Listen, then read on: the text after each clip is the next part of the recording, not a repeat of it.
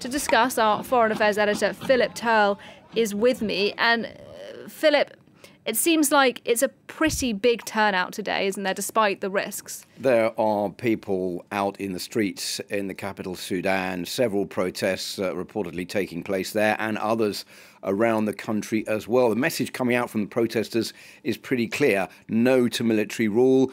And they're saying, well, we don't really know where we're going with all of this, but we can't just sit back and let the military run the country. We have to have our say, and we want to return to that transitional council, the sovereign council that was set up after the overthrow of the former dictator Omar al-Bashir. So here we are, a month after that overthrow took place, with a standoff, very strong standoff between the military, which has taken over the running of the country and which shows no signs of letting up. In fact, the military leader, General Burhan, has announced the creation of a new sovereign council. He's kicked out all the civilian members. He's just kept the former military members. That has not gone down well with the crowds in Sudan who want to return to the transitional process and to civilian rule.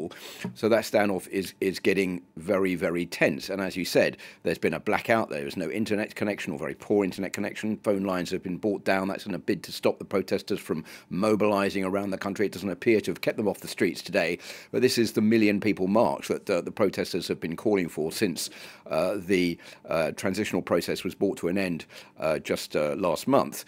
And those riots, protests show no sign of abating.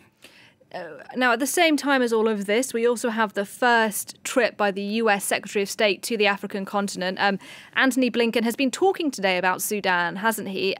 What's he been saying? So, two very important things here. First of all, Antony Blinken is in a way holding out an olive branch to the military leaders of Sudan, saying, well, if you decide to go back to that transitional council, if you reinstate civilian leaders as they were before, in particular the Prime Minister Abdullah Hamdok, then the aid coming to the country, the humanitarian aid, the financial help, will be resumed. That's the message coming from Antony Blinken from Nairobi in neighbouring Kenya.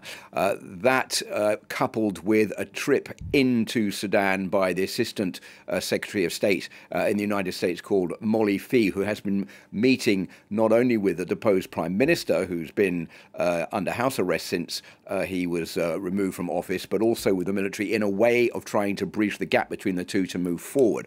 That's the first point. The second point is that the country badly needs financial aid. I'll just give you a couple of figures. The US has frozen $700 million in aid. The World Bank, $2 billion for Sudan's recovery. That money is badly needed. So that is also a way of trying to push the military to resume the transitional process. But it's far from one at the moment.